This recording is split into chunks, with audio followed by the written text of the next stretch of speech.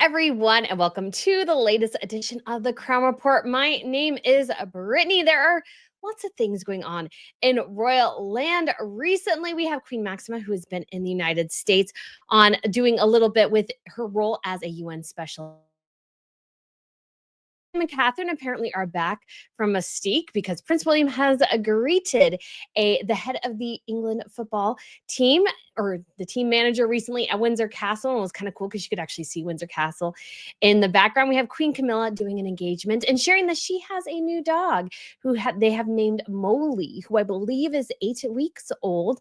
And so this is after she lost her dog Beth last year. We also have Princess Catherine Amalia undertaking her first royal engagement, a couple of big birthdays, including Princess Estelle and King Harold of Norway. And Princess Estelle officially is a teenager. I remember when Crown Princess Victoria was pregnant and when she had Estelle, so it feels like I feel very, very old.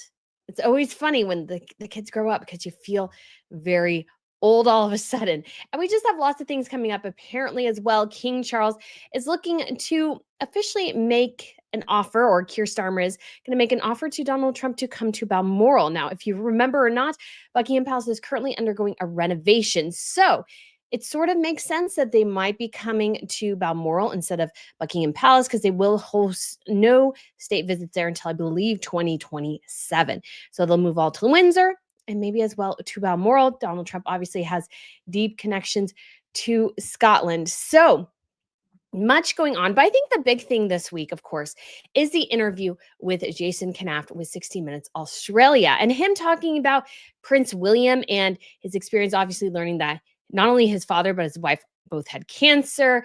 We also had some of the behind the scenes, a very, tiptoeing around of statements regarding, Harry and Meghan and his role, and does he have any regrets about things? So I think that's sort of really, really interesting to unpack. So I think for the biggest section of this video, we will mostly be talking about that. We'll be watching it and stuff.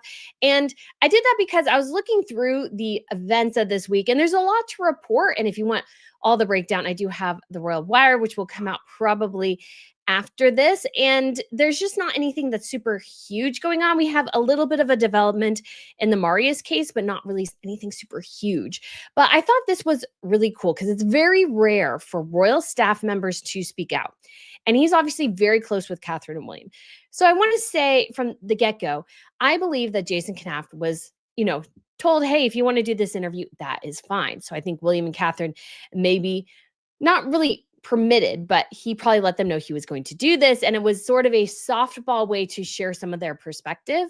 And you also got to wonder, because it's 60 Minutes Australia, is a tour or a visit to Australia coming in the near future for Catherine and William. And this was sort of a way to maybe somewhat lay the groundwork for that particular situation. So we have a couple of things going on here. And obviously as well, since it is copyrighted material, we'll be stopping about every 15 seconds or so for copyright reasons. So this might be a little long. If we get close to the hour, we're mostly done. I may skip around if there's little bits and pieces that need maybe a longer explanation, or maybe we're getting into places where we don't really need to talk about it anymore. But I thought I would just go ahead and look at all of it, because I think it is always good to look at the wholeness of a video, because you get these little bits and pieces. And I realized I misinterpreted something that the Daily Mail said about Jason Knauf, because he was talking more about himself, but also alluding to Harry and Meghan in a statement regarding, well, not everything you do is fun. And I was thinking he was just talking about Harry and Meghan. So there is this interesting dynamic sometimes where you really have to get the full context of something to really, really appreciate it. So I thought it'd be great to start off with. Again, guys, about every 15 seconds, we will pause. And I know that probably is going to annoy some people, but if you want to, I will try to make sure to link the full interview in the box below. So if you want to watch it later, you are welcome to do so. But it's always fun to really see this, because Jason Knauf is obviously very close to them. I got into a little bit here, so we're a little bit past the sort of intro. And so let's go ahead and begin. And guys, hopefully we enjoy this. And I'll try to add a little bit more context and information as we go along. You say it's the privilege of your working life. Oh, absolutely. It's never going to get cooler, right? It's never going to get better. You shouldn't do it forever, because you'll probably go crazy. But what an amazing opportunity to have had. So I love that because it is true. It's an amazing opportunity to work for the royal family. It's amazing to get to have a job that is so unique and interesting, but at the same time, it can drive you crazy. I mean, we all feel that, I think, in many of our jobs is that, you need a break. Even people, let's say, who are police officers and really love their work, if they're on homicide especially, they tend to cycle them out just to give them a break. And many many people within the royal staff do work there for a period of time, get the credentials, the background or whatever, and then move on. And I think this is a way to look at it too. And you can compare Harry and Meghan, where Meghan didn't see working as a royal as the opportunity of a lifetime. She saw it as a grift of a lifetime, you could say, that if she spent some time here, she could make this into something greater somewhere else. And I feel like that is not the way to go about royal duties. From travelling the globe to holding the princess's handbag, Jason has done it all. So yeah, I really like that. There's actually Christopher Jackson right there. You can see Jason. And they have a very hard job here, which is to wrangle the media, react to things, and yet also at the same time, they're there to, oh, somebody needs to hold my handbag, and it's, you're the hand there to hold the handbag. And it's not always glamorous, and it's not always something maybe they're like, oh, this is the best thing in the world, but it's a wonderful, unique opportunity to do what they do. There's nothing like royalty in terms of even politics and stuff. There's just nothing like it. Still one of the prince's closest confidants. And for the first time, he's inviting us inside the royal circle to share who William really is. So this is interesting, is that they're making sure to talk about William in this context. So again, I feel like 100% Jason was given sort of I don't want to say a soft shove or like, you need to do this or something like that, but they are, I think, starting to slowly lay the groundwork for William's future reign, because we don't know the details, but it could be very much assumed that perhaps William will be on the throne much earlier than he expected. I still do so worry that Charles is still undergoing treatment. I still do so worry about that.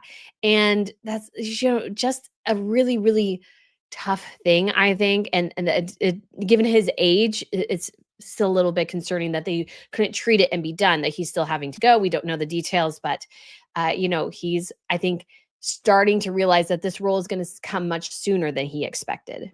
And the type of king he's determined to be.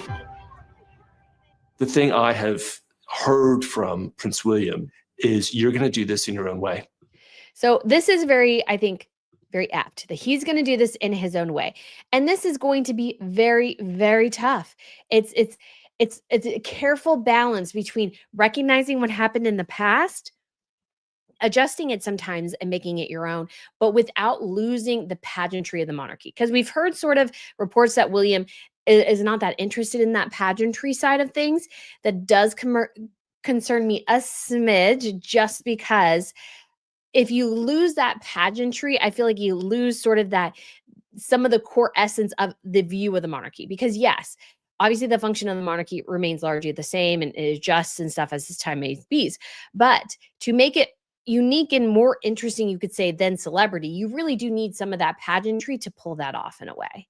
You really do need it. And because it's something celebrities can't do.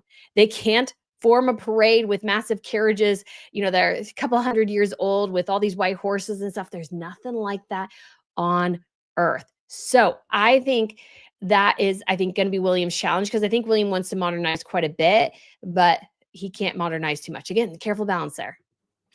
Every generation of the royal family has to reinvent the role for the generation that they serve. This is very true. This is very true. They do have to modernize. I feel like especially the UK royals are a bit behind, I would say, their European cousins, because Queen Elizabeth was on the throne for so long. Everybody deferred to her and how she wanted things, which is not, I'm not saying that's a bad thing, but the older you are, the harder it is sometimes to adjust to the times. And I think the European royals started to lay back and be more relaxed in their protocols much earlier than the UK royals did. You could say maybe are a little bit stuffy. And I'm not saying that in a bad sense. I'm just saying they're a little bit more tighter than some of their counterparts. And so William's job, I think, is to, even in Charles's reign, sort of push that forward, not going too far too fast. But I think it does need definitely an adjustment a bit, because obviously issues with, like a fingernail polish, really? Like that shouldn't be a huge issue at all. So let's keep going. Oh no. All right. Let's see if we can remember where we were. About right there. Okay. Sorry, but guys. Along with so many around the world, Jason was shocked and devastated to learn last year that William's boss and father was fighting cancer. So Jason was probably one of the first to know. I'm still very curious how quickly Catherine and William's team knew, because I don't think they told a lot of people. I really don't think, especially for her, they told a lot of people. All eyes turned to the prince, who at 42 could end up in the top job much sooner than anyone ever anticipated. Very true. That's very true. And that is something I'm sure William is sort of, in some ways, dreading. I think he wanted to stay as the Prince of Wales until his children were at least out of high school or secondary school, as you guys say in the UK. But I just don't think he'll get there. The succession planning operation is a kind of always on thing. Is it as formal as we think in terms of, having lessons to be king? I'm afraid I don't think it is. So yeah, that's a very interesting. Dan Woot and I talked about that a little bit as well, is that he is sort of, you have less, I don't want to say lessons, but you learn things along the way, but you do have to make the job your own, because some things just about, especially because this job is one where you don't get to choose, you have to create a little bit of something that you particularly enjoy about it to make it seem, in some ways, you could say, less like a burden, because it's like, this is not probably what he would have chosen if he had all the resources, all the opportunities in the world.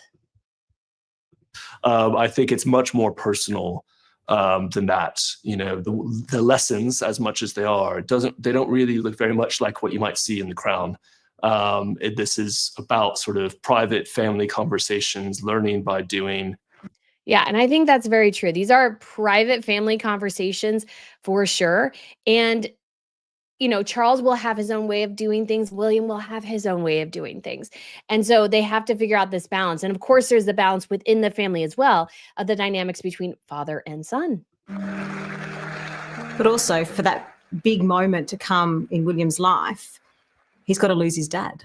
It's one of these terrible paradoxes of this job. So I am so curious. I've suggested this before, but obviously voluntary abdication has become a bit more common in Europe in the last couple of years. We've seen, I believe, 4 transfers of power. So in Netherlands, and it became Spain, Belgium, and Denmark. And King Harold of Norway has said he will not abdicate, even though his health, I would feel like, is quite poor. They do also have a lot of problems with the Maria situation. So I understand why probably not a great idea to do it. But I could definitely see that becoming William's maybe decision, and I'm here for it. I think because some people criticize Charles because the pen wasn't working and he got a bit frustrated, and it's like, he just lost his mother and he has to do all these things, travel throughout the entire United Kingdom. He's on planes all the time, it's cars, greeting people, mourning. Like, you don't really get a chance, I feel like, to breathe. And I like the voluntary transfer, because that way it can happen where the senior, the king or queen emeritus can still work, but they can have a more laid back life, you could say, after working for so many years. Queen Margrethe of Denmark was queen for 50 years. So she had reigned for a long time, and she lost her father quite young. And so I think there is a benefit to having a voluntary transfer. So given, I think, maybe what he witnessed with his father, especially as an adult, I'm very curious if William's thinking to himself, okay, I will reign for an X number of years, and when I feel like George is ready, we will do this. And that is what the future is going to be. And I feel like for royals overall, I think that is sort of a good vision to have, because it's more modern, and I think a more, functional and way to be able to have a great, future and make these transitions less traumatic, you could say. Even more daunting for the prince, around the same time, he was forced to contemplate what it would be like to wear the crown without his wife by his side. I mean, that is so daunting and terrifying. Like, they're so young. Like, this is not the thing that they anticipated at all, which is cancer. It is so unbelievably terrible. And so that was, I'm sure, just absolutely devastating, especially for William, who lost his mother so young. I think there was, you had that wound, and to sort of have it, kind of be scabbed over. It's still there, it still itches, but you've kind of dealt with it. To have it sort of ripped out because your wife now, who is also very young, is facing, this disease that can be terminal, is I'm sure very frightening. Like his father, Kate had cancer. This, of course, came as a huge shock. And William and I have been doing everything we can to process and manage this privately for the sake of our young family. Catherine's heartfelt announcement came after weeks of intense and sometimes bizarre speculation. So yeah, the whole hashtag Where is Kate thing, I remember at the time, I was not going to do a video about it because I just thought it was silly. I mean, it's just pure silliness. But the thing is, and the terrible thing is that this silliness somehow got picked up by mainstream news outlets, I would say more so in the US than in the UK, and they kept going with this. And I'm sure the chaos and everything, and you even have, obviously, a lot of it was stirred up by the Sussex Squad, which continues to spread baseless rumors about affairs. And, poor Thomas Kingston, who was the husband of Lady Gabriella Windsor, and William, and all these sorts of horrific things. And like Christopher Bosie, who was going on and on and on about that stupid Windsor video. And I'm like, it was taken on an iPhone through a car windshield. Yeah, it's not going to be the best quality. You can't really, people were just trying so hard to create a conspiracy where it was just most likely she happened to feel kind of good that day and wanted to get out of the house. And who can blame her for that? So this obviously was hugely devastating to them, though. About her health. Where is Kate Middleton? I have to say again, what was so incredibly stupid about this whole thing was that they told us we would not see her until Easter. That was March 31st, and she gave her announcement like March 19th or 18th or something like that, 20th.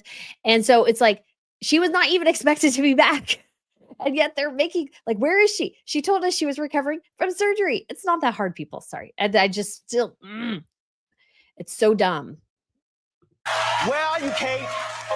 It made an already terrible time even more stressful for the future king.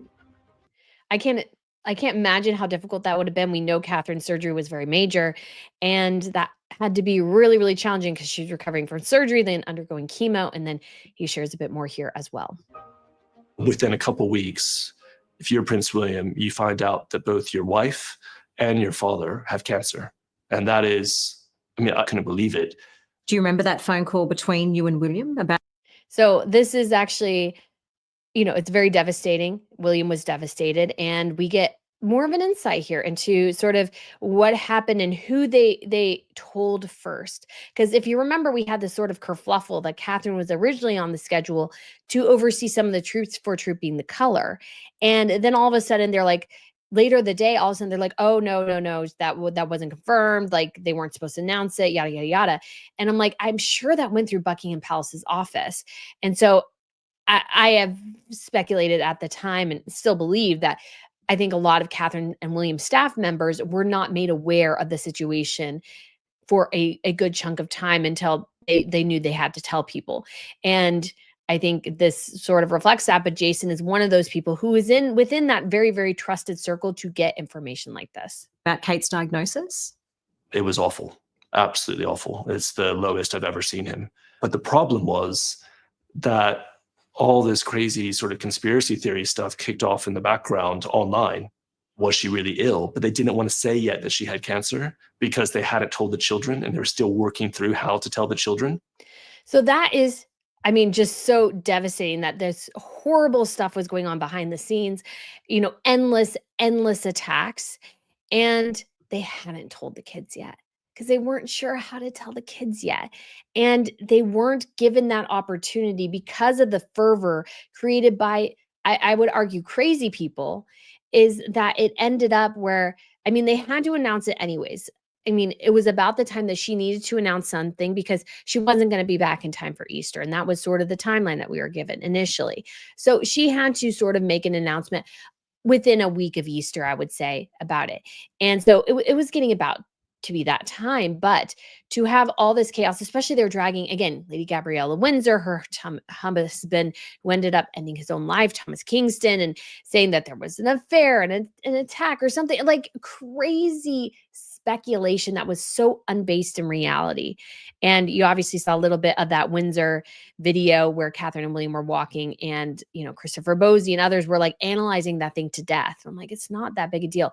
But the challenge of telling the kids, and how do you tell young children such devastating news, and making sure that they understand that their mom's probably going to be okay, but letting them know this is serious at the same time, and dealing with their emotions and everything. I mean, that's an immense challenge. And to have all of that fervor going on in the background, which was totally unnecessary because we were all told the timeline initially, is just absolutely crazy to me. Although I finished chemotherapy, The whole world was relieved last September when the princess announced she'd finished her treatment. each day as it comes. But to her husband and children, it meant even more. Very, very sweet. That still is, I think, a great video Catherine and William did. I know some people think it's too modern. I think it was a perfect touch of getting a view into their lives. But at the same time, they understand the difference between personal and private, private, and professional and public. And so they gave us this wonderful glimpse into their lives, which I think is very sweet. This time has above all reminded William and me to reflect and be grateful for the simple yet important things in life, which so many of us often take for granted. Jason So very, very sweet again. says what's always mattered most to this family is family. They made very clear when we were doing things like planning out the year ahead or going through the diary or anything like that, is they had to have time to be parents first. So I really do think this is an amazing thing for Catherine and William, of course, to do, is to be parents first, because we've seen a lot of trouble with royals. Now they have to balance this very carefully. I've always been sort of clear on this as well, that you don't look like you're sort of avoiding things that you should be doing just because you're like, oh, I have to be family first. We can't do anything else here. I think there's a careful balance that must be made. So far, they seem to be doing a pretty good job, but it is definitely a bit of a challenge. So definitely something Catherine and William have to look at constantly. But if they raise 3 well-adjusted children, they will be worth their weight in gold to the British people. It was Jason's job to help the prince and princess find the difficult balance between their public duties and private family life. So obviously, so many people always so interested in royal kids. That's sort of how things go. Royal births were always a challenge, Alice is the red-hot favourite at 6-4. Charlotte's odds have been cut in half. with the rest of the world watching and waiting. You know, you have So that's just so crazy to me, especially after the birth of George. It was obviously huge. This must have been, I think, a later, Charlotte or Louis, because when it was George, it was just massive because he was going to be the future king. hundreds and hundreds of journalists and photographers from all over the world that arrive in London, camping outside, trying to get their spot. Well, meanwhile, behind the scenes, you have, a very pregnant member of the royal family and her husband who are trying to get their lives organized for the arrival of a different child. So this is sort of funny. And when, guys, I've done royal events as a photographer and journalist and everything. It is sort of chaotic in a way because it is first come, first serve. So you have to sort of jockey for your position. And there's certain times where there's seniority. When I went to Sweden for the King's Golden Jubilee and one of the events I was at, they're like, okay, Swedish journalists first, then like Scandinavian journalists, and then I was in like the last pod. And so they sort of divide people up based on, what outlets they're doing and everything like that. But there is definitely a jockeying. And I think it's very sweet for him to say, you have this very pregnant member of the royal family trying to navigate, this everything as bring a new child home, which is obviously challenging for any family in many ways. It's like joyful, but a bit of a challenge and adjustment. And so how do you do all those things? And that's definitely not an easy thing to do. Back in 2015, so close was Jason to the royal couple, they told him, even before they told their families, the happy news: Princess Charlotte had arrived. Oh, that's very sweet. He is very close, guys. This guy is very, very close to them. Again, I feel like he knew the cancer diagnosis before probably most of their current staff. And so he has this very close relationship. And I have no doubt again that his close relationship means that he was, of course, Catherine and William were well aware that he was doing this interview. And he was given a note with the details everyone wanted to know, including the gender. But then there was a slip-up. Ooh, interesting. Oh, this is juicy. Because we've seen kind of the major things, but I love these little behind-the-scenes things too that aren't getting picked up quite as much in this press. We weren't going to announce it for another couple hours. And I had this piece of paper to go write this press release. I'm still out there with the hundreds of journalists trying to have a game face. And then I couldn't find the piece of paper.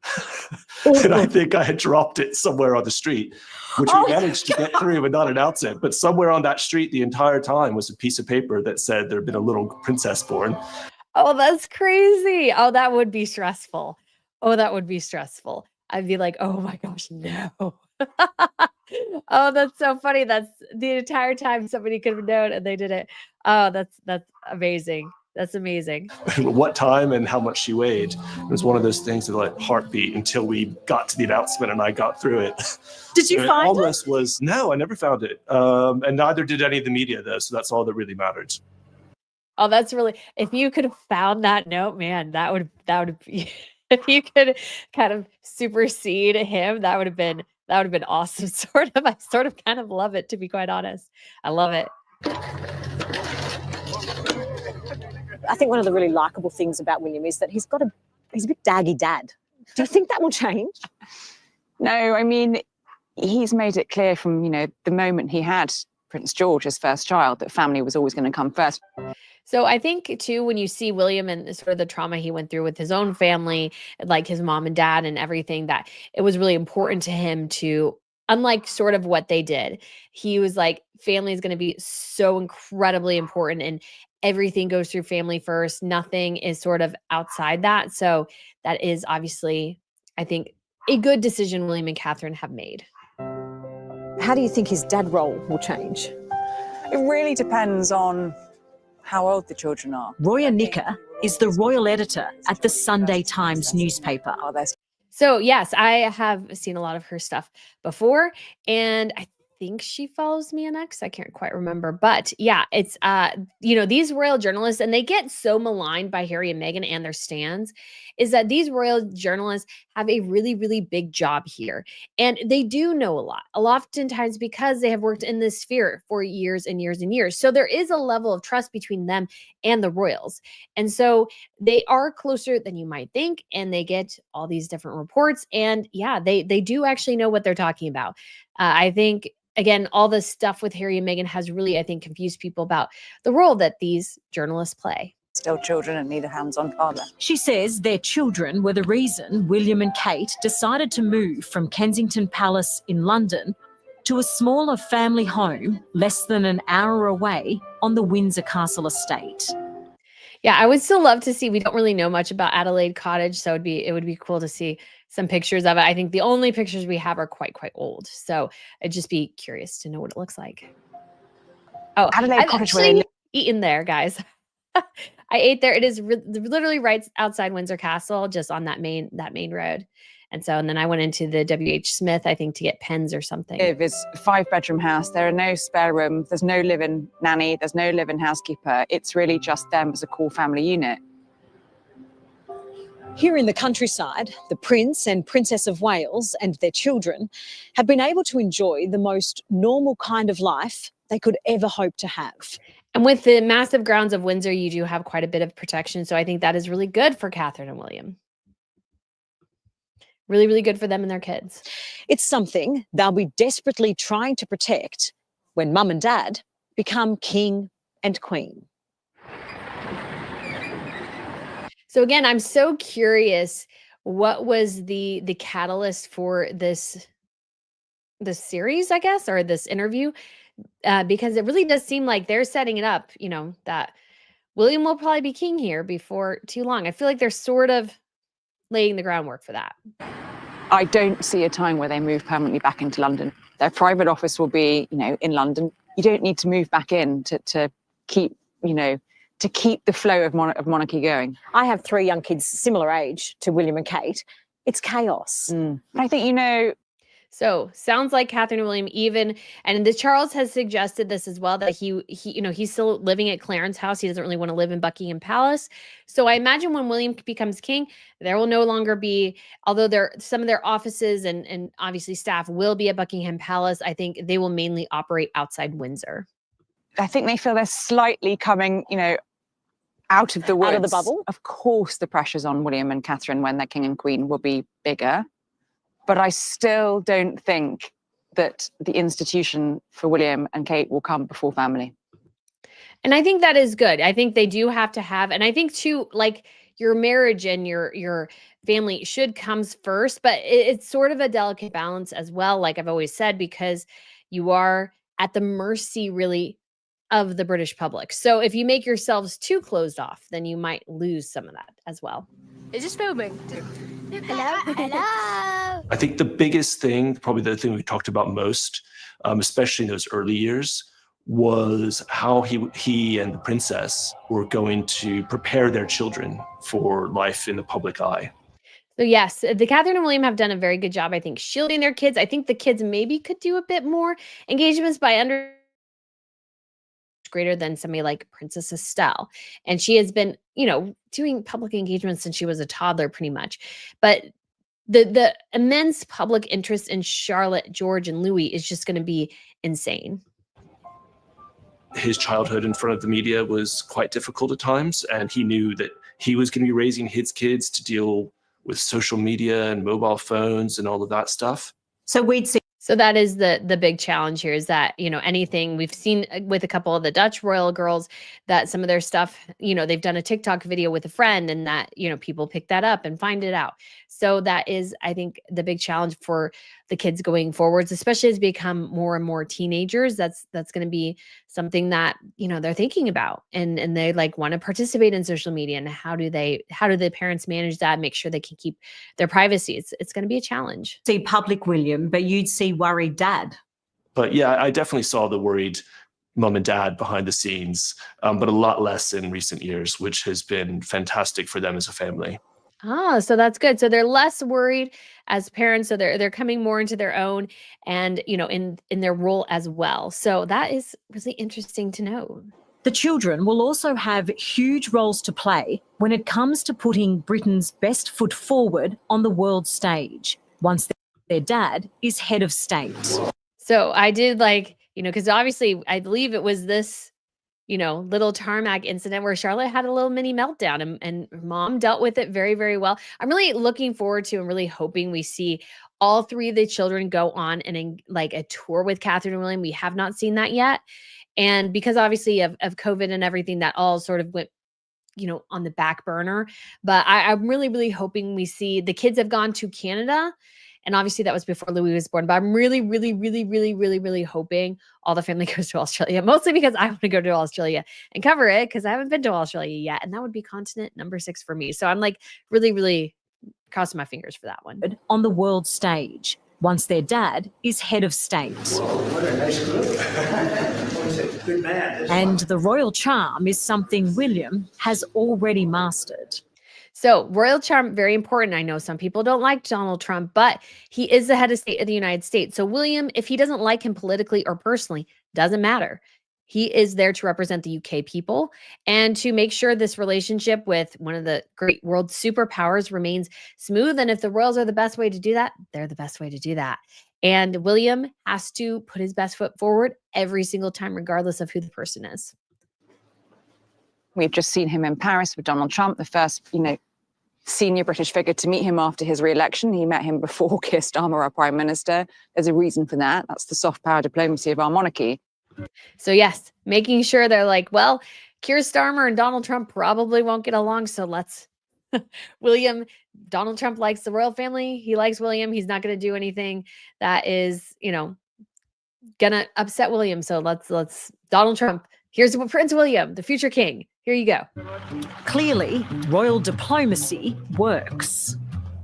It definitely does. 100% works.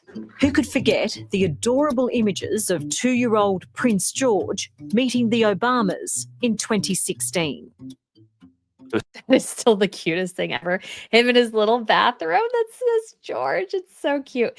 And you just got to think as well that, I hate to say it because I don't want to talk about the Sussexes too much, but Harry and Meghan would have killed for this kind of thing back in the day. Harry is there actually, but it's really, Catherine and William here and George hogging the spotlight. But slightly before his bedtime, they're like, well, it'd be nice to have this memory of him saying hello to this historic president. They're real pinch me moments, aren't they, for you?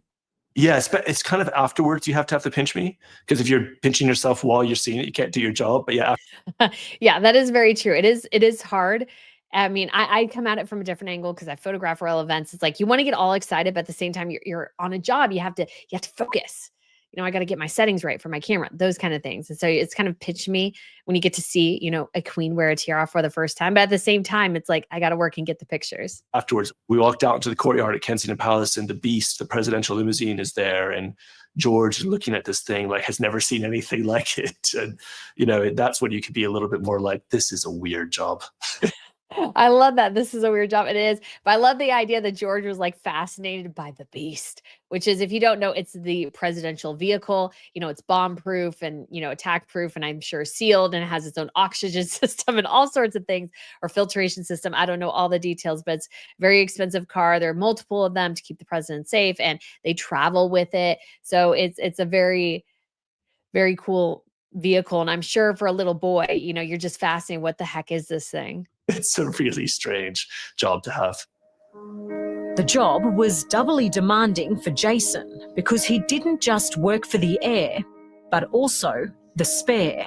And so this is obviously, of course, what everybody wants to know, the challenge of Harry and Meghan, because Jason Knauf was there, and he's the one, again, who helped draft the letter to the press protecting Meghan, or chastising them for Meghan back there in 2016. And so he has been around there a long time, or maybe it was 2017. I believe it was 2017, because that was when 2017. And so he was definitely very much their supporter.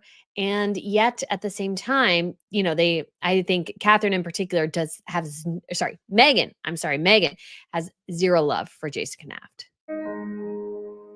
After the break, could William and Harry's broken brotherly bond ever be rebuilt? So I think, again, Catherine's like wide angle away from Harry and Meghan is just so telling here. It's just so telling how much she does not want to be associated with the two of them. And William's trying to be the big brother here, the stately figure. And so he has to interact with them when nobody really wants them there, to be quite honest. Do you think Harry's role in the royal family could change once his brother is king? Oh, that's a big question, because, guys, I've been a total advocate of Harry and Meghan need to be stripped of the titles. They're not going to stop. And you don't want to risk the throne going to, King Archie. Can you imagine King Archie in the future? That just seems, the name is so unregal. So I think William and Charles needs to take the threat that Harry and Meghan pose more seriously. We talked about this last week, but yes, I'm still very much on the bandwagon. Strip them of the titles and places in the line of succession. You have to be able to deal with rogue members in an effective way. If there's one thing Prince William has always been good at, it's drawing a crowd. Good evening. So they're leaving that for later. So they're pulling you in with something else because they want to leave the best question for the end, because that way that you continue the viewership. Some people say I give away too much at the beginning of my stuff. So that, that's always the careful balance of what you give away towards the end to hopefully keep people watching. When royalty calls, the stars shine bright. And it was Jason Knauf's job to harness that publicity as his press secretary.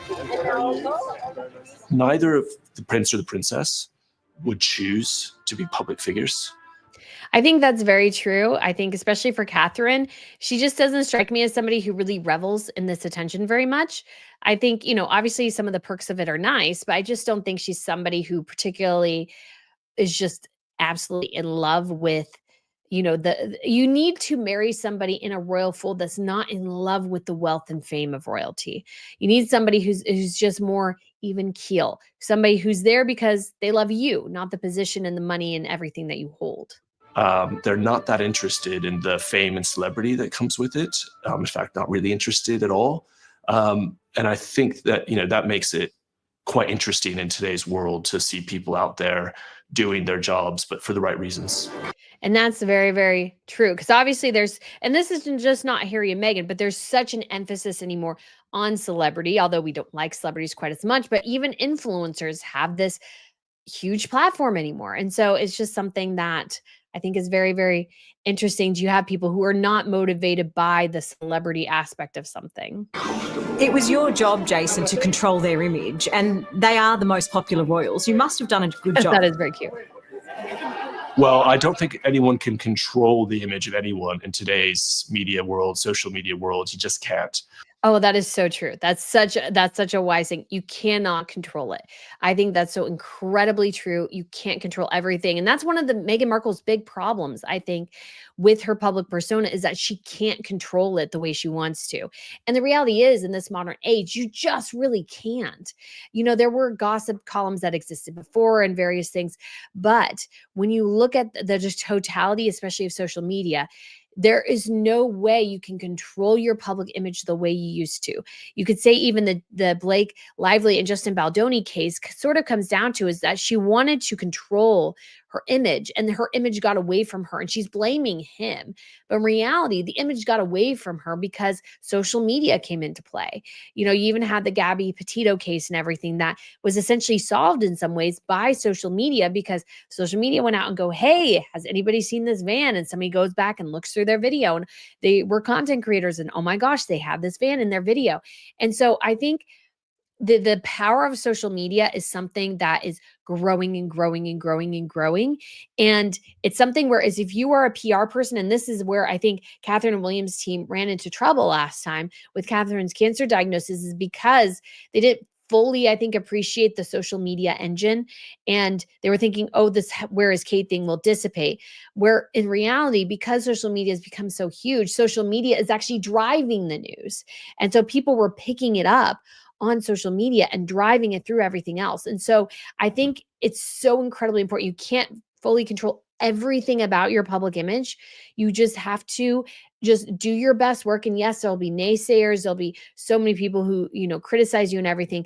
And that's fine. You just got to get to the next spot. You just have to say, okay, I have to get through this rough patch. And then the next time it'll be better. That's really the only way you are going to survive, to be quite honest. All you can do is help people be themselves. With both of these people, the prince and princess, what you see is what you really get behind the scenes as well. That is always a good thing. You want the person you see and the person behind the scenes, they need to be the same thing. This is actually Meghan Markle's problem, to be quite honest, is that the person she is proclaiming to be on social media and in various public events is apparently not the person you see behind the scenes. And this is why this is why there's tension that exists for her, I think, in a lot of ways, is because she wants people to believe the veneer and the reality is something different. And those two differing realities are constantly clashing. For the first 4 of his 7 years with the royal family, Jason was a key advisor for not just William and Kate, but Harry and Meghan too. So we're getting back to the Harry and Meghan part. So yeah, just keep your eye on Jason in various instances as you can see him. At the couple's very first public appearance together, Jason was right behind them. He's not going to say, but I'm just really curious what his actual thoughts were at the time. If he was like, oh, this is great, or, oh gosh. I mean, I think he sort of liked the sense I always get from people who've worked with them is that they always sort of like her in the beginning and then come to really dislike her towards the end. And so I think I'm sure probably at this point, because it's been a year since oh no, it was 2016 he wrote the note. This was in 2017 after they had been dating for a while because they got engaged in 2017, my mistake. Anyways, he was probably at this point starting to get somewhat wary of what was going on behind the scenes, I'm sure. I worked really closely with the two of them, and we had lots of great times. Working on their wedding was an amazing, magical experience. I'm sure it would be, to be quite honest. To work for a royal wedding would be really, really cool. It's a completely and utterly unique event. And, I wish them absolutely all the best with their lovely family. That is very diplomatic and graceful way to say, yes, but don't really call me, I'll call you type of situation.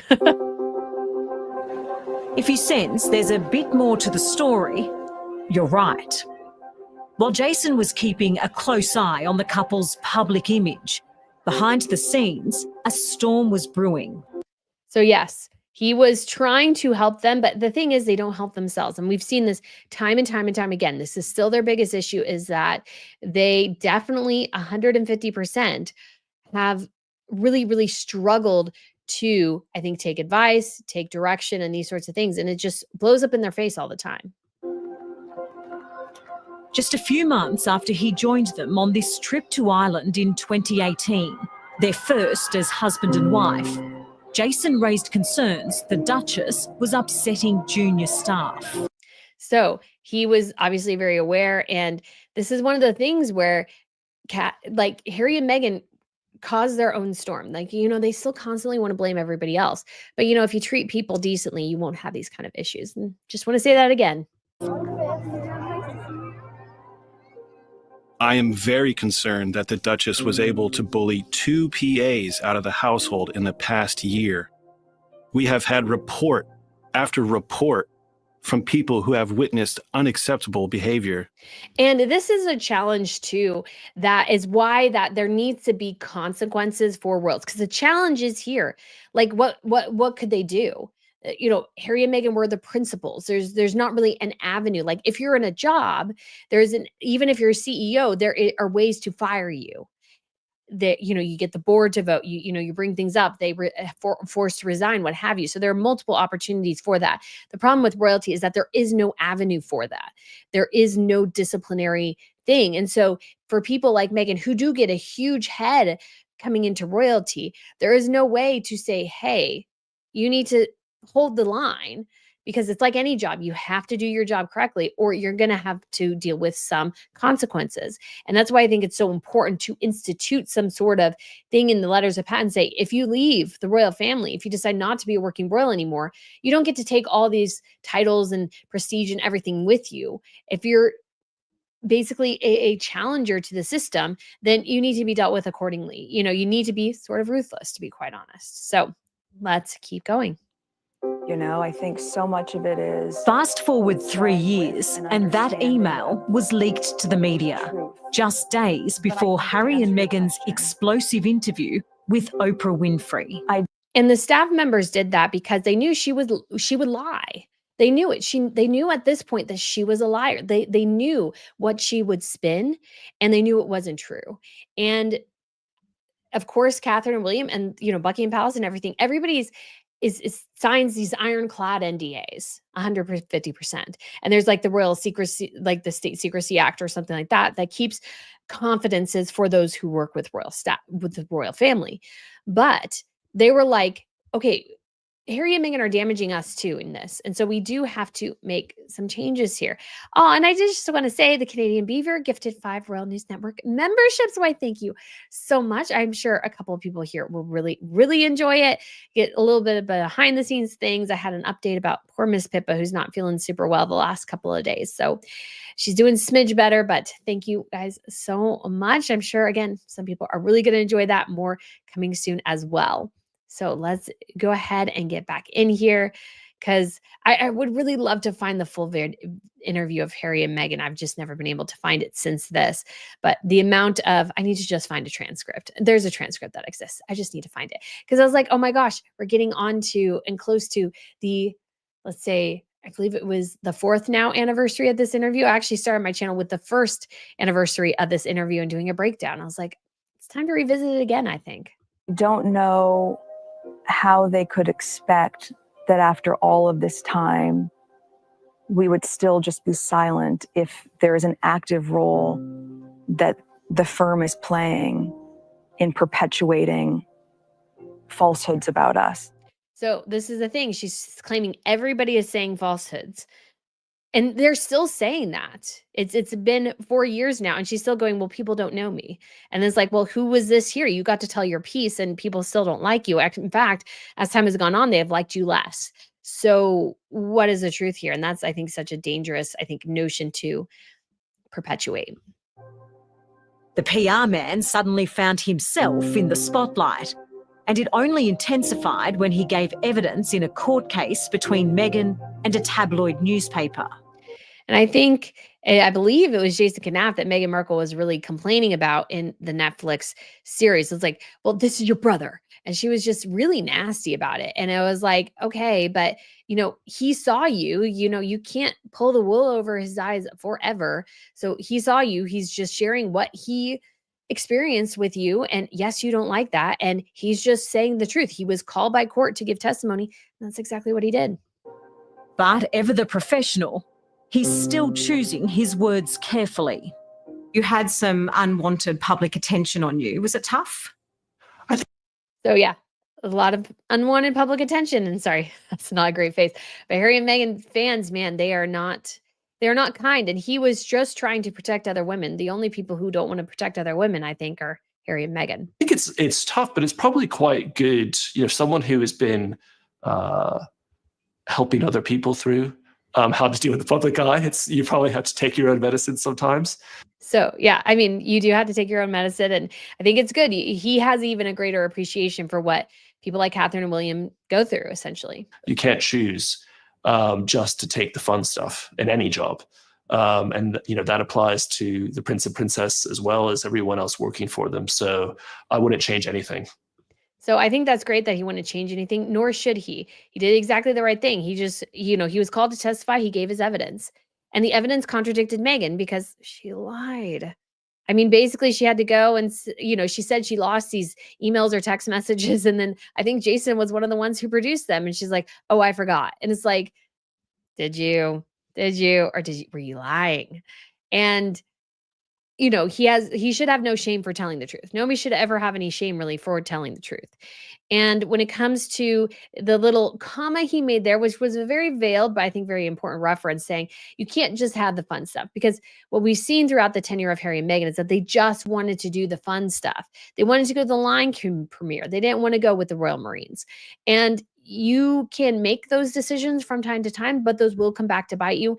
And the reality of the job is there are glamorous moments, there are unglamorous moments, and you have to take it all. And you might like some things, hate some things, and love other things, but that all encompasses a job. Any of us who have worked in the public sphere or in any job know there are things you love about your job, things you hate about your job, things you like about your job, things you dislike about your job, and things you just have to do because it's your job. You wouldn't do anything differently? No, not what I would have thought. But, at the end of the day, you get to do an amazing job. You've got to take everything that comes with it. Exactly. And some of that is not as pleasant as you would probably want it to be. It was an honour to be asked to be based at Highgrove because it's... Like Jason, Grant Harold knows what it's like to work for the royals. So the dachshunds, he has 4 dachshunds. That's hysterical. So we'll see how well this goes. I don't know if there's any more with... Yeah, there's more with Jason, so let's just keep going. And then go for it. He was King Charles's butler at his country property, Highgrove, during the reign of Queen Elizabeth II. What was it like to work at Highgrove? It was amazing. It's the King's private home, his sanctuary, if you like. So it was... So yeah, King Charles obviously really, really enjoys Highgrove. It's very much something close to his heart, and it's a home he purchased. So it has this very, I think, deep connection to him. Some of his fondest memories are watching William and Harry back when they were teenagers and the best of mates. 2 of them were the practical jokers. They were a team with a...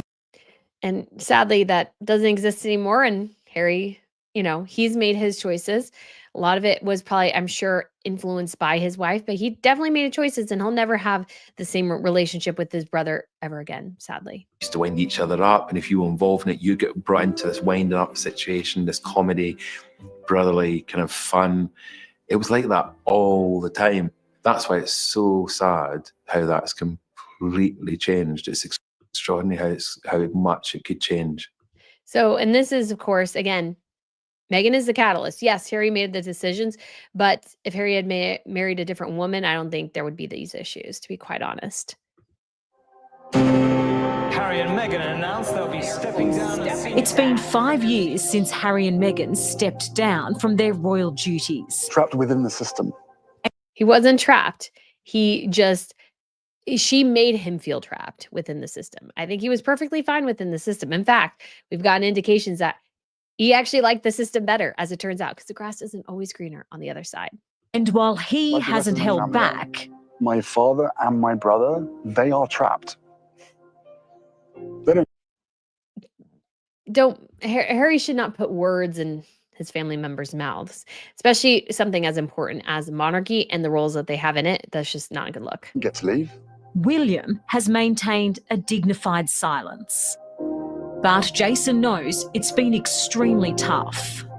The dignified silence, very smart move, very tough, I'm sure. I'm sure William would like to do a point-by-point rebuttal, but he has taken the high road, and it has served him very well. And I will also say Harry and Meghan tend to try to do point-by-point rebuttals every once in a while, and it just really doesn't go very well.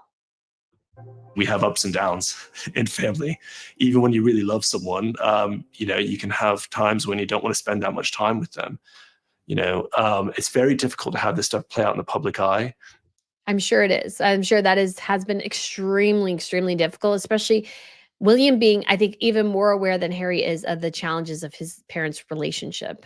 But he's chosen to keep his thoughts on it private. And I think all of us who know him really have to respect that we should do the same. But I will say, of course, it's been hard and sad, especially for all of us who know both of them. Yeah, and I think that's a very diplomatic to say. It's hard. It's hard. It's sad. It's terrible. It didn't have to happen, but Harry decided to go along with his wife's whims and decided to pursue greed over family and duty and service. And, they've resulted in a train wreck. I mean, we can obviously see, I dissect quite a bit of it as well, that Harry and Meghan have really had a really, really, really, really bad 2025 so far. We've gotten other reports, about WME and that relationship and the disaster of Meghan's brand rollout and everything. And I think this comes from a couple who could have chosen an easier path and decided not to, and where money factors into them more than anything else. Do you think Harry's role in the royal family could change once his brother is king? I can't speculate on the future. They achieved a lot together, and none of that can ever be taken away. This may be an extraordinary family that everyone gets to talk about and write about and see be interviewed and all that sort of stuff. But at the end of the day, it's a family. So this is a very interesting thing. Obviously, he's not going to speculate. I would imagine, though, that if something's going to happen to Harry and Meghan and the titles and everything, it will be under the reign of William. And I think he needs to do it. Even though George, Charlotte, and Louis will grow up, they will have kids, Harry will get knocked further down the line of his succession. I think for the future health of the monarchy, it is good to have consequences for actions. You need to have consequences for your decisions. That's the only way you learn. That's the only way you toe the line. Especially because I think in so many ways, Harry and Meghan are just trying to game the system. And you will have somebody else who will do that in the future as well. And so the best way to combat that is to be proactive rather than reactive. And I think that royal family in some ways has been a bit too reactive. I have. Yes, kind of similar to that. If you ask Grant, the broken bond won't last forever. I don't know, Graham. Especially because, I think for William's personal mental health, it would be good to forgive his brother. I think that's a good thing. But their relationship will never be the same. He will never fully trust his brother again. And this is people who have to have a level of trust in others. Will Harry somehow get somewhat back into the royal fold? Probably. But will he ever be as close to his brother as he was? No. And William is like, okay, my brother, my own flesh and blood, has treated me poorly. So William has adopted the Middletons. I'm sure if you asked him, he would say James Middleton is more of his brother than his own brother is in some ways.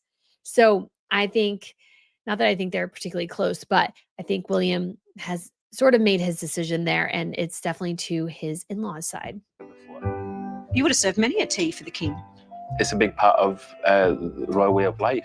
If anything could bring the brothers back together, He's a good-looking ginger, it's all right. he believes it will be William's coronation. But by that point, if Charles has died, it's going to be too late. If Harry hasn't made amends with his father by the time Charles dies, and William will not be like, oh, Harry, I just need you, bud. Come back here. This is going to be grand. No, William, I think, is going to take a tough line because his brother abandoned him when he needed him the most and continues to do that. And it's like, you can't rely on Harry. Why would you all of a sudden going, oh, yeah, no, my father's died. It's just Harry. Let's come back together. He's going to go, no, as he rightly should. Oh, and we do have Cheryl T in Oklahoma as well. Thank you so much for the super chat. Grant is overly optimistic and thinking there will be some sort of reconciliation between Prince William and Harry. Harry's true nature is now showing. Yes, and I just don't think that in any way William will ever fully forgive Harry. I just don't think he will. I just don't think he will. So let's keep going. Almost done. I have no doubt that Wayne would want his brother to be not so much maybe to play a part in it, but certainly to be there. I just don't think that's true. I just don't think that's true at this point. I don't know if William is all that anxious to go, yeah, the person who would mean the most to my heart to be there would be Harry. No. I think the Middletons will get better seats than Harry, to be quite honest. Think Harry wants anything to do with it? It appears to be he's quite happy with his kind of new life and his way of doing things, which is you couldn't get further away from the royal family if you could by what he's doing. But in saying that, I still think he would be there to support his brother as he has been for his father. Harry has not been there to support his father. He's not been. Yeah, I think Grant's a little not totally up on the tea here, I guess you could say. But Harry is definitely not in a position, you could say, to really have that relationship with his family anymore. And I think they'll move on, to be quite honest. Nearly 2 years after Harry and Meghan left the palace, Jason Knauf did too. But he remains close to William, and in 2023 was formally recognised for his service. Very, very nice. That's what happens when you're, loyal and good hard worker and everything like that. Was it a hard job to leave? It was very sad, but also quite fun. The prince and princess threw a really nice party for me. Aw, that's very sweet. I'm sure they did. And I'm sure it's always hard because they get people in these roles who are very, very, very successful and could have jobs anywhere. And so they do at some point want to move on, and maybe faster than in some other jobs. This is not a Harry and Meghan, difficult to work for a situation. This is where, they get these positions, they get recognition, and they want to move on to sort of the next thing. They get bigger opportunities because the salary for royalty is not, to work for a royal family is not the same as they would get in the private sector. And so he's still in the peripheral, though. He still has a good relationship with them. And he roasted me and gave me a very good comedy roast farewell speech, recounting all the mistakes I had made for about 15 minutes. I mean, and he can do a good stand-up routine for sure. I would have loved to actually hear that. Oh man, I mean, I'm sure nobody recorded it, but I would love to listen to that, to be quite honest. While Jason isn't employed by the royal family anymore, he still works closely with William on the Earthshot Prize.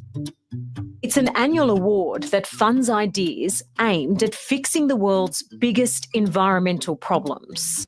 So he still obviously has a good role in relationship with the royals, and that's always good to see, because if you leave a job, you want to leave with a good impression. And the thing with Harry and Meghan is they never leave a good impression as they leave, so nobody wants them back. So that's just good general life advice, guys. Leave a good impression on your former, don't scream and tell everybody how terrible they are as you walk out the door of your job. That's probably not the best idea.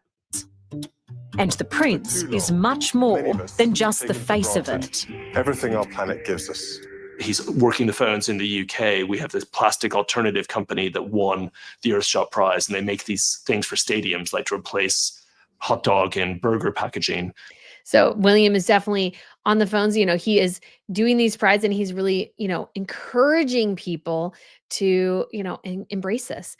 And so we do have Canadian Beaver as well. Please hit the like button. Why, thank you for the super chat as well. I hope you guys are enjoying this. This is definitely, I think, one of our most attended The Crown Report episodes. And obviously we're going a little long, but I hope you guys don't mind because this has been a lot of fun. Love these little tidbits we're getting from Jason.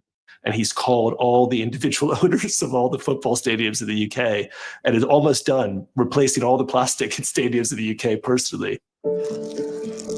Which is very cool. Very cool of William to be that dedicated. His charity work is his duty, but he's also really good at it, isn't he? Amazing at it. Sabrina Cohen-Hatton also knows William well. She's sat across from him too many times to count. Very interesting. I'm not sure I know who this person is exactly. So I'm interested to see where this, the name's not familiar to me. As an ambassador for his charity, Homewards. He's really compassionate with people as well. The 41-year-old has come a long way from her teenage years sleeping rough and never imagined the future king would be the one to help her in her. So it's kind of funny to see the height differences between her and William. That was a little funny there. He is a giant. He is 6'3". I'm really hoping George will be one of the tallest kings that the UK have had. I think he needs to be about 6'5" for that to happen. So, and never imagined the future king would be the one to help her in her quest to prevent homelessness. How do you explain or get someone like Prince William to understand that kind of dark corner of society? I think that's a very good question because obviously William has never struggled with that. And there's a level where he just will never understand that. But you can come and see, compassion and have compassion for people and what they experience and recognize that, yes, that's not something that's going to happen to you, but you do know that that is what happens to people and that you can sort of kind of recognize and reflect that. And what I would say about the prince is he really understands trauma because he's had his own experiences of it. It doesn't matter who an individual is. If they've had an experience where they've experienced pain and loss, then they can relate to that. I think that's very true. I like her statement there. He has experienced trauma.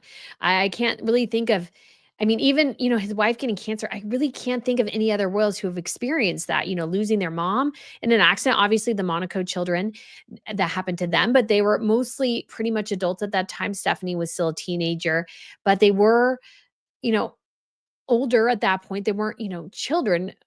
Harry and William were still very much children when their mother passed. They were teenagers, but they were young teenagers. And so that is very traumatic and that does impact you. And then to have his wife diagnosed with cancer, that's just so incredibly challenging. And they do have the additional burden of being so overly focused on by the media more than basically anybody else. Very enthusiastic about things, pushes himself right into it. He's not at all shy. Much like his mum, William has rarely struggled to connect with people. I think that's very true. And I think, Harry and Meghan want to say they are the legacy of Diana. I don't think they are. It's definitely William and Catherine, but they're not trying to be the legacy of Diana. They are just continuing it by just being themselves. And I think that's what Harry and Meghan are missing. Harry and Meghan keep thinking, well, Diana wanted this, Diana wanted that. Well, she's not here. She can't actually say that. And so I think William just being William and connecting people in his way, not trying to emulate his mother or anything, is much more powerful than what Harry and Meghan do. I, William, Prince of Wales, pledge my loyalty to you. Nobody knows when it will be his turn to wear the crown. Man of life and limb, so help me God. But one thing seems certain. Whenever it is, that charisma will serve him well. So again, guys, I think, I'm getting a little nervous. They're sort of setting something up here. They're obviously thinking about it and considering it, but this is, I think we're looking at a future here of William being king much sooner maybe than we probably initially thought. One more question. William's beard. Are we here for it? I love it. I think it's great. But I've talked to him about it or tried to talk to him about it. And he's like, it's here. I have a beard. No. That's funny. He's like, I'm not talking about it. It's here. I'm not changing it. I'm going to do what I want to do. You know, he was so respectful to his grandmother for so many years. He's like, I want the beard. We're keeping the beard. Further conversation. Does Catherine like it? If she didn't like it, it wouldn't be there. I can tell you that. I love that little insight. If Catherine didn't like it, it wouldn't be there. So yeah, we got a great little bit there as well. And let's see her wrap this up. Hello, I'm Dimity Clancy. Thanks for watching 60 Minutes Australia. Subscribe to... Okay, so no more there. I was thinking, guys, I wanted to just make sure I didn't miss anything because sometimes they add maybe like a little tidbit. I don't think she's going to do that there. But I think this has been a great insight. I'm so glad we kind of went over this whole video on the live stream. I think that's sort of awesome. So I hope you guys really enjoyed it. Hopefully we don't have any copyright strikes or anything on this, but I just think this is absolutely amazing. It's great to have this sort of inside look at the monarchy and members of the royal family. And I think in various interesting and unique ways. And so I think Jason continues to be a great source of, I think, encouragement for Catherine and William. And he has this very important role he plays. And I'm sure maybe, and he's obviously still in the loop, guys. So we could definitely see him coming back around maybe for the coronation or anything like that. If it gets to the point where William's like, I really need you. You're somebody I trust more than anyone else. So guys, thank you so much for tuning in here, but let's get to and see if we have any questions. So if you guys have any questions, feel free to put them in the comments box. I probably won't go through and look through again. But I did want to say Siva, who has been a member for 11 months. Thank you so much. And we do also have Diana. Hi, Brittany. Missed an hour. I'll rewatch. Been thinking of Miss Pippa. Why? Thank you so much. She's doing a bit better today, but I'm still a little nervous about it. So we will hopefully, we may have to get her back to the vet tomorrow. So we shall see. Miss Pippa's been, kind of sick and feeling under the weather most of the weekend, but we have, so she's my dog, if you don't know. So she has been, we've been on a regiment of good and soft food and medicine and all sorts of things. So hopefully she's feeling better here before too long. But we definitely had a less stressful night last night than we did the night before. So that's always good.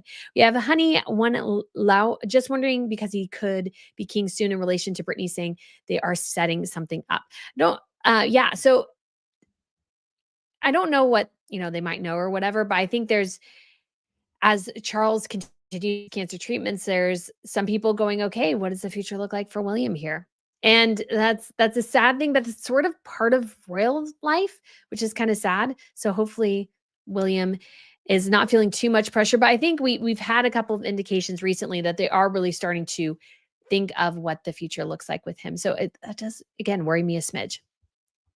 The Canadian Beaver gifted 5 Royal News Network memberships. Why, thank you so much, my dear. I hope you really enjoyed it and everybody else enjoys it too, because it's always so fun to do these. This one's obviously a little bit different, but I think this is really, really fantastic to go over something and where we're seeing, different sides, but definitely hearing from Jason is a big deal.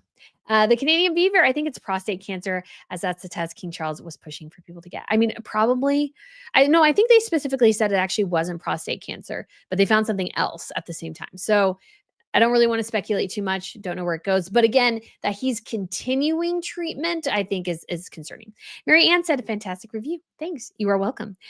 Through the Looking Glass channel with Alice says, I appreciate your commentary during the interview. I've watched it a few times, but I like your perspective, Brittany. Why, thank you. I'm really glad we could do this and that it worked. And I think that's good sometimes because this was a longer piece, but there's just so many little nuggets. I love the little Princess Charlotte nugget that's somewhere on the ground there with like all the information. It reminds me, I used to watch How I Met Your Mother. Can't watch it since they sort of wrecked the finale. But anyways, there was this thing and they had the gender of the child on a Post-it note and somehow it ended up on somebody's shoe and they put their shoe up and then they could see it. And so I was kind of when he said that, I was just sort of thinking of that, but also thinking of this guy, like trying not to panic with the game face going, oh my gosh. Carol says, loved it. I saw you on Dan Wooten Outspoken. You were amazing. Why, thank you. I feel like every week I like doing it because it's not only do I get to talk with Dan, which is great, but it's good practice for me too, as I grow this channel and hopefully get more opportunities. Seabass said, thank you. You are welcome. Michelle says, I watched 60 Minutes. So lovely to hear your take on it. Why, thank you. Christina said, great commentary. Brittany, Janine says, I love Prince Harry's beard. He looks so handsome in it. Were you meaning William or Harry? But either way, I actually honestly think Harry's beard helped him too. I think he looks better with the beard than without the beard personally. I'm still not sure if I'm totally a fan of Prince William's beard, to be quite honest. Just me here says amazing session. Yeah. Carol says amazing day, Lily. Heather says poor Miss Pippa. Yes, she is not feeling super well. She's getting a bit better. Asma says get well soon, Miss Pippa. So yeah, she is chilling downstairs for me right now, and hopefully feeling better. It's been a rough couple of days, guys. Marcia says a great show. Thank you. So Princess Goose says, I'll think about Miss Pippa too. I know how vital pets are to our lives. Yes, they are. Lizzie B says, members live stream on Thursday. So it'll be next Thursday. So that'll be after Meghan's show, but we'll probably do some sort of live stream, like reacting to it on Tuesday for the members. And then I'll have a video review and maybe we'll break it up into a couple or whatever. But yeah, I also have some things that Meghan should not have moved her show, guys. I'm going to say this right now. Meghan should not have moved her show, and I'm going to tell you why in an upcoming video here in the next couple of days. Clifford says, we have a sugar in the house. Hey, no worries. If you're a sugar, that's totally fine.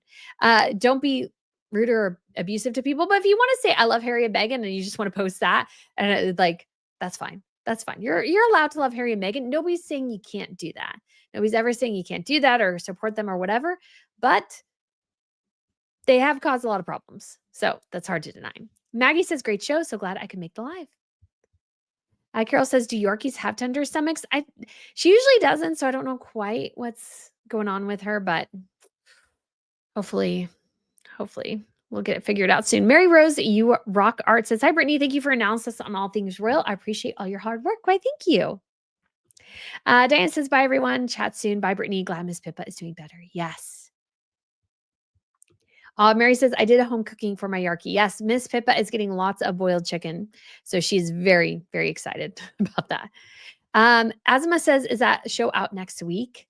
Yes, March 4th is Meghan's show launch. Kimberly says, could be bladder cancer. It could be something, or I'm not going that far yet, but it's not really as much her bladder. Let's just say that. I'm just not trying to get too gross and graphic. But Princess Goose says, I think Charles wants to be king as long as possible for his grandchildren. He knows personally how it feels to be left alone because of royal duties. Yes. Marcia says, maybe the sugar will learn something as many are questioning their leader. Hopefully they'll come to light and welcome them because we are nice. Exactly.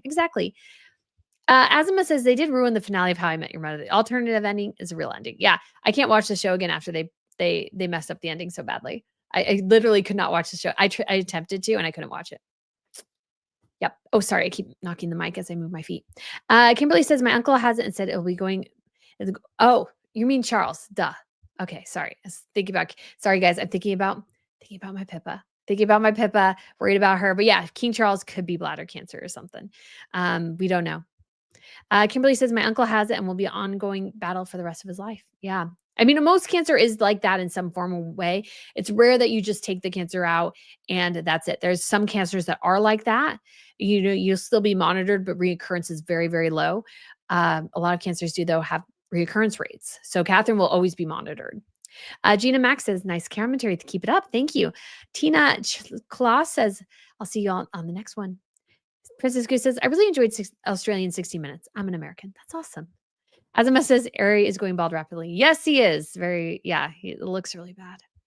Heidi said, it's sad reality, but funeral and coronation plans begin almost as soon as a new monarch is crowned and gets constantly tweaked. Yep. And Clifford says, you are just great. Please continue collaboration with Dan. Why, thank you. Girl says, hopefully you'll have more interviews on your channel. Yes, I do need to work on that. Momster says, always love your commentary. Why, thank you. Azima says, great show today. Lizzie B says, thank you, Ms. Brittany.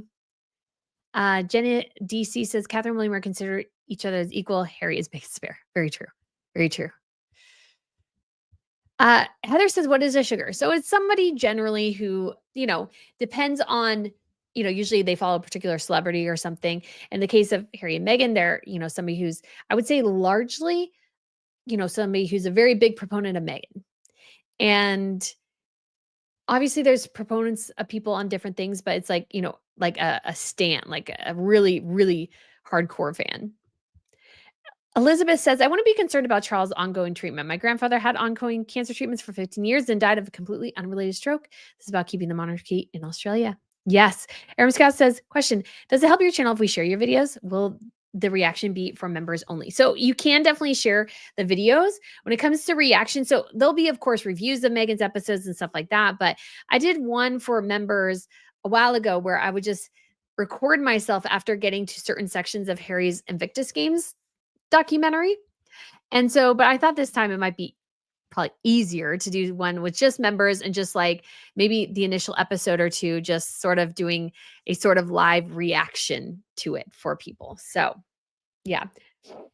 Louise says, can we talk about other things that have happened over the past week?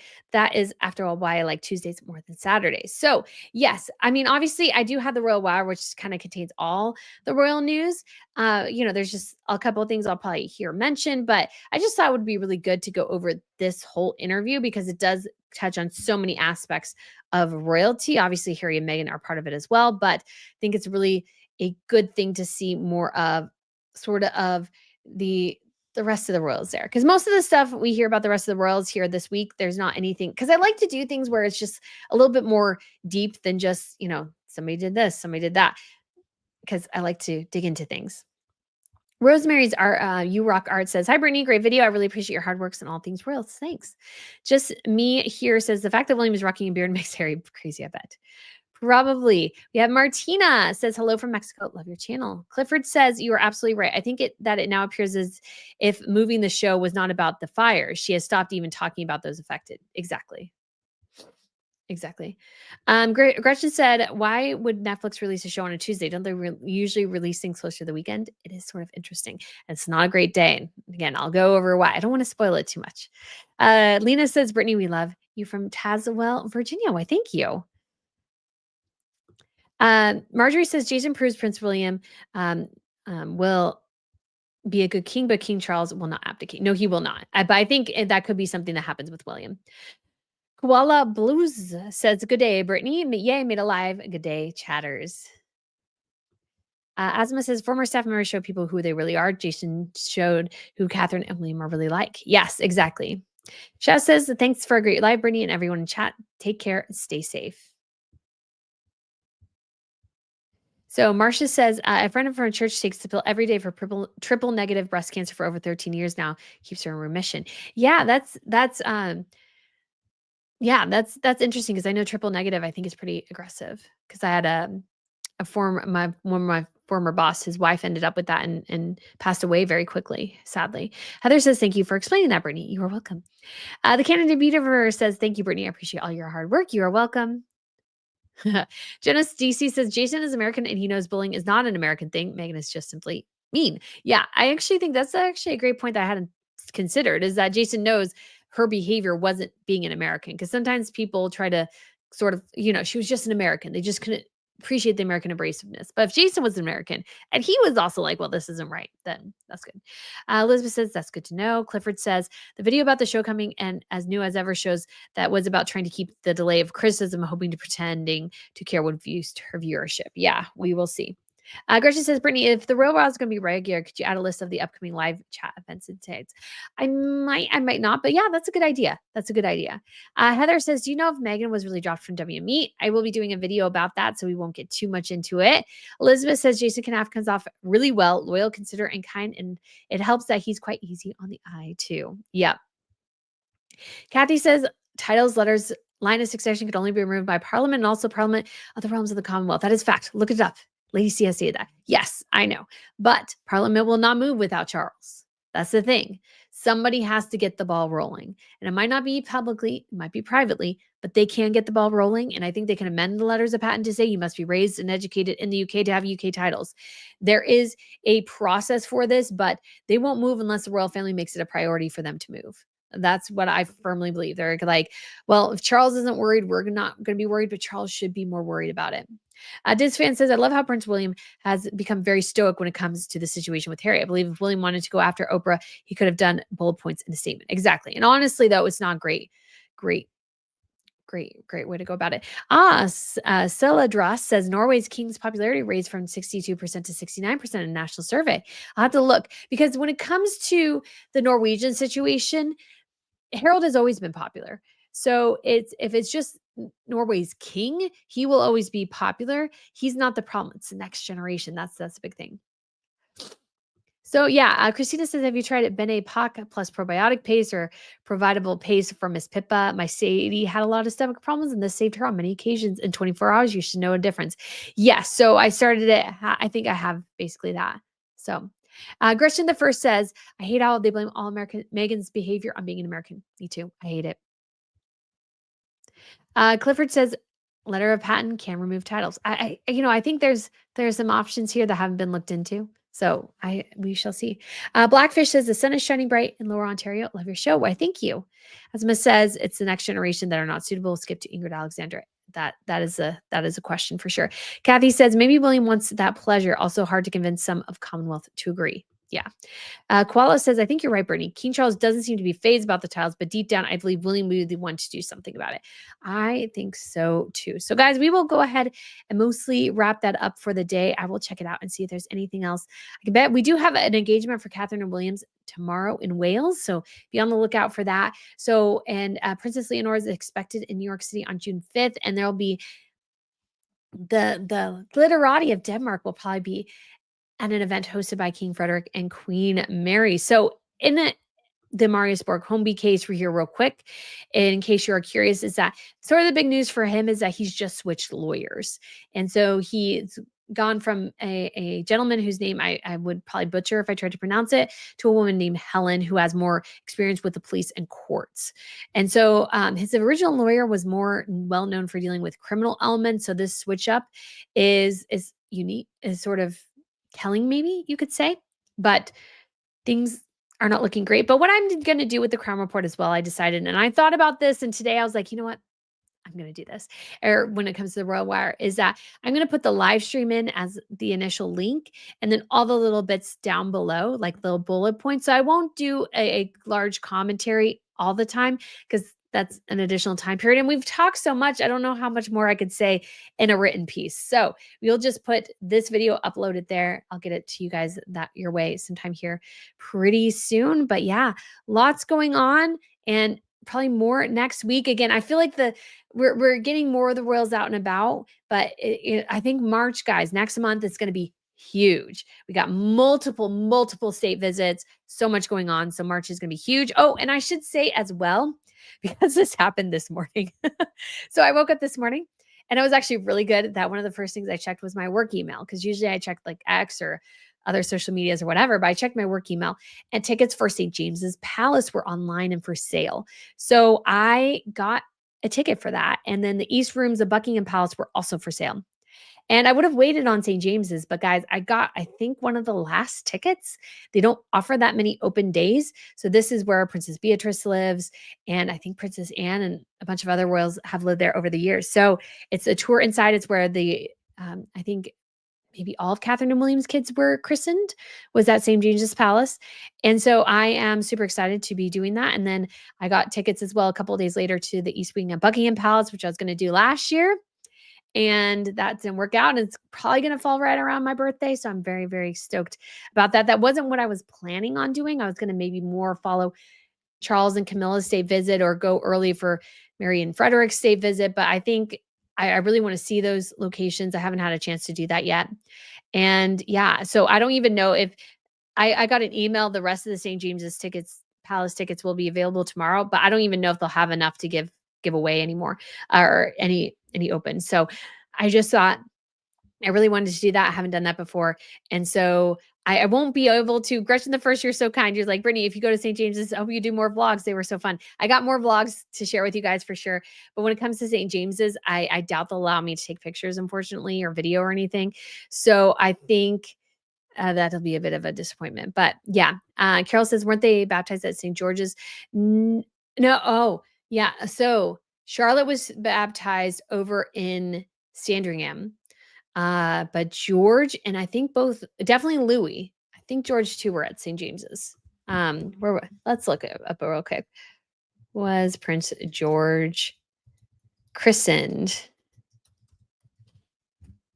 Yeah, he was in the historic chapel at St. James's Palace. So think we get to see that. So very excited about that. Won't be able to, unfortunately, vlog or anything, but very, very excited to do that. But yeah, the girl, Charlotte, though, was baptized at over in St. I think it's Margaret's Chapel over there in Sandringham that they go to for Christmas. That's where she was christened. So do you have CC here? Says great commentary. Brittany, I thought you had the right of it. The only two areas I think differently are on Harry's twisted anger, arrogance of his family, the firm, etc., eternal victim, and Harry and Meghan's titles. Yeah, I think a lot of people, have different thoughts, and that's all perfectly fine. But yeah, very, very exciting to be able to just share this all with you guys, and hopefully, again, some good coverage. I even got my hotel. Haven't gotten my plane tickets yet, but I got my hotel in London for that time. So sort of looking forward to that. Should be really nice to do some of those things I didn't get to do last year. So, and I don't even know when St. James's Palace has been open. So if you're not part of the Royal Collection Trust email list, you should get on that, because that's how I got the email, because for the public, the tickets aren't available until tomorrow. So yeah, just something to keep in mind. So guys, thank you again so much for tuning in, and I shall talk to you again here very, very soon. So bye.